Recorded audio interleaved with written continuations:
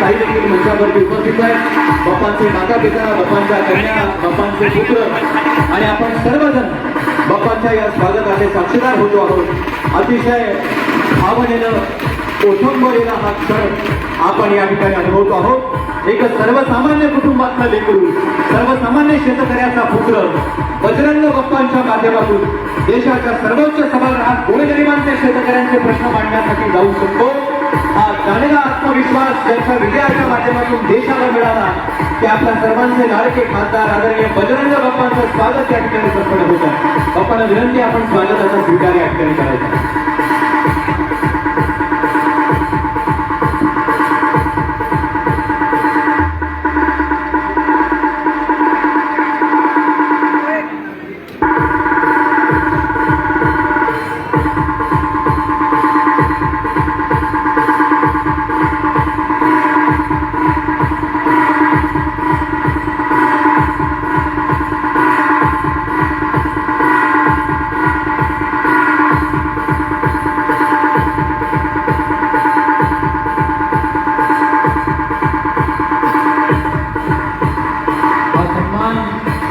केवळ प्रातिनिधिक स्वरूपात मंचावरील मान्यवर करत असली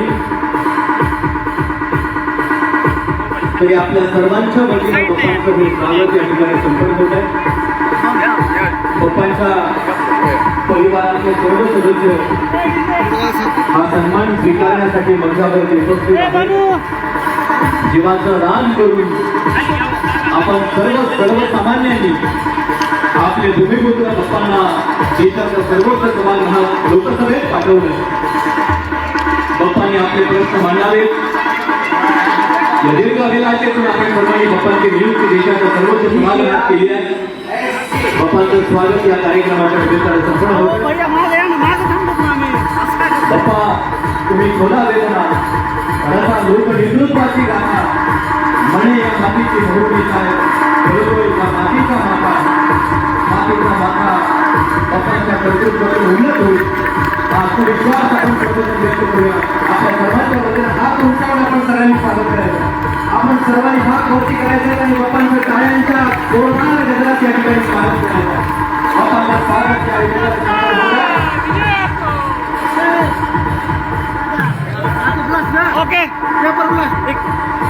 बाप्पांसह उपस्थित असलेल्या सर्व परिवारातल्या सदस्यांचे स्वागत आहे. एक अतिशय अनोखा सोहळा बाप्पांच्या स्वागत आता पाहतो आहोत. यापेक्षा आनंदाचा क्षण दुसरा तो काय असू शकतो. आनंदाचे डोही आनंद तरंग, आनंदाचे अंग आनंदाचे या पद्धतीचा भरवत आनंदाची अनुभूती, सुखाची अनुभूती इथला प्रत्येक मायबाप मनोरंजन बाप्पांच्या या स्वागताच्या निमित्ताने या ठिकाणी घेतो आहे. सर्वसामान्य शेतकऱ्यांचे प्रतिनिधी म्हणून शेतकरी पुत्र बाप्पांना देशाच्या सर्वोच्च सभागृहात लोकसभेत आपण सर्वजण पाहतो आहोत. बाप्पांचं स्वागत या निमित्तानं संपन्न झालंय. आपण बाप्पांना या कार्यक्रमाच्या निमित्तानं म्हणूया की बाप्पा तुम्ही खोदा वेदना रसा लोकनेतृत्वाची गाथा म्हणे आमुची मोहरून येतील फुलेली या मातीचा माथा उन्नत करणाऱ्या या लोकप्रिय भूमिपुत्राचं स्वागत अतिशय अनोख्या पद्धतीनं आणि अभूतपूर्व असं स्वागत या कार्यक्रमाच्या निमित्ताने आपण सर्व अनुभवलंय. बाप्पांच्या माता पित्यांच्या साक्षीनं बाप्पाचं स्वागत होणं मला वाटतं हा अतिशय दीर्घ आनंदाचा क्षण आपण अनुभवतो. बाप्पांना आणि सर्व मंचावरील उपस्थितांना विनंती आहे आपण मंचावरती आसनस्थ व्हायचं आणि यानंतर लगेचच या कार्यक्रमाच्या निमित्तानं उपस्थित असलेले शिवसेना उद्धव बाळासाहेब ठाकरे गटाचे जिल्हा प्रमुख रत्नाकर आप्पा शिंदे हे आपलं मनोगत व्यक्त करतील. त्यांना विनंती आहे 2 मिनिटात आपण आपलं मनोगत व्यक्त करायचंय. ज्या मान्यवरांचे मनोगत होतील त्यांना विनंती आहे 2 मिनिटात आपण आपली मनोगत व्यक्त करायचे. महाराष्ट्राचे स्वामी आणि जगदंबेला वंदन हिंदू विचारवादी संस्थापक राजे छत्रपती शिवाजी महाराजांना अखंड हिंदू शांती मंडळ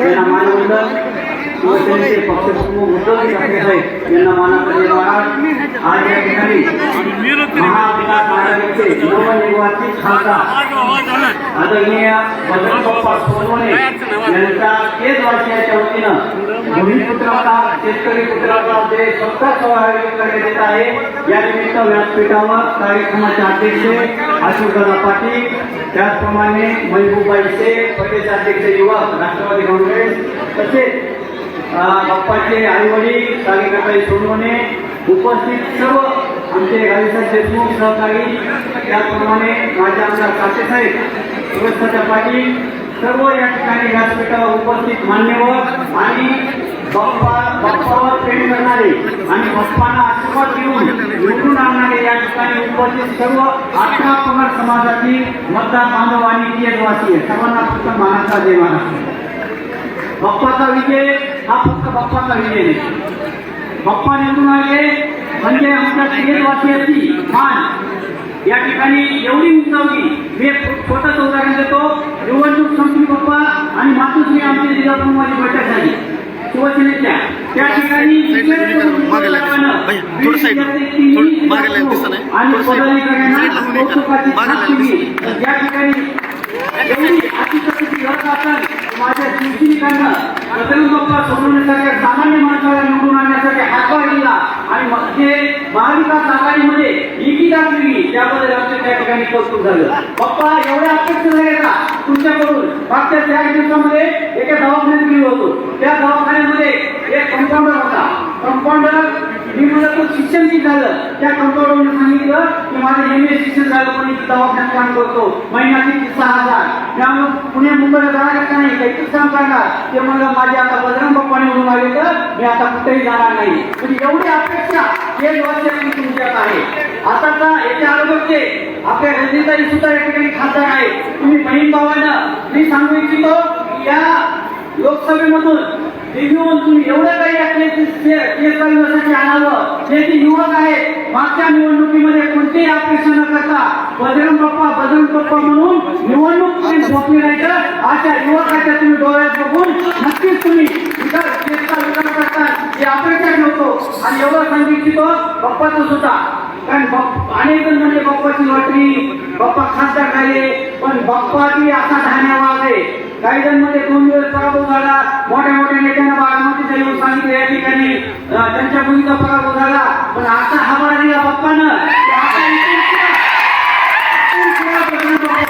आणि माफ करणार नाही. पण बाप्पा विनंती एवढीच आहे, महाविकास आघाडीमध्ये आम्ही या ठिकाणी शिवसैनिक सुद्धा आहोत. आम्हाला तुम्ही महाविकास आघाडीमध्ये सन्मान देताना या अपेक्षाने या ठिकाणी बाप्पाला शुभेच्छा देतो. आणि नक्कीच केजवासियासाठी खरंच तुम्ही मान उंचावली. तुम्ही जेव्हा टीव्हीवर दिसतात मागच्या 2 दिवसामध्ये लोकसभेमध्ये जेव्हा तुम्ही बात वाजवीत होता, मनोजदादा चांगले पाटीलचं नाव घेतलं तेव्हा तुम्ही बात वाजवली.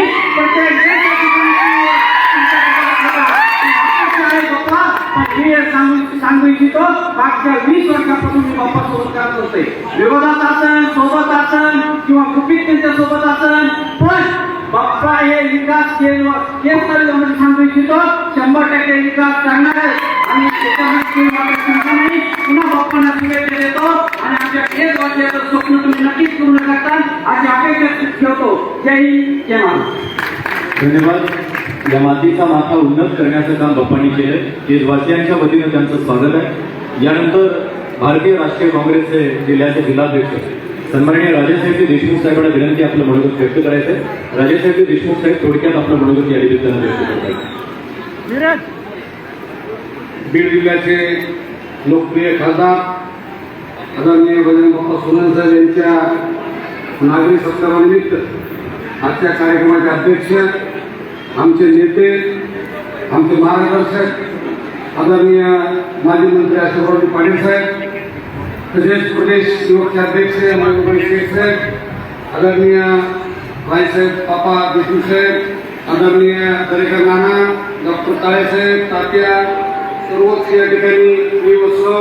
बाप्पाचे आई वडील आणि बाप्पा आणि वहिनी आणि त्यांच्या स्टेज मंचावर या ठिकाणी महाविकास आघाडीचे दल जमलेले सर्व पदाधिकारी आणि समोर बसलेल्या माझ्या 72 मतदार बंधू आणि भगिनी, मित्रांनो, कालची निवडणूक ही महाराष्ट्रामध्ये देशामध्ये सगळेच खासदार झाले, पण बऱ्याच ठिकाणी काल मंत्रालयात गेलो. एका डेस्क ऑफिसरने सांगितलं की बाप्पाचा निकाल लागायला वेळ लागायला म्हणून मी ज्यावेळेस निकाल लागला त्यावेळेस 11 नंतरच जेवण केलं. म्हणजे महाराष्ट्रामध्ये प्रत्येक माणसाच्या हृदयाचा ठोका चुकला. त्या तिच्या सर्वसामान्य माणसाचा खासदार झाल्यावर काय होत असतं ते बजरंग बाप्पा होत असतं. अतिशय चांगलं म्हणा या जिल्ह्यामध्ये मी पहिल्यांदा ही निवडणूक बघितली. ही निवडणूक सर्वसामान्य माणसाला हातात घेतली निवडणूक होती. मी काँग्रेसमध्ये बऱ्याच वेळा मी 1991 पासून सक्रिय राजकारणात आहे.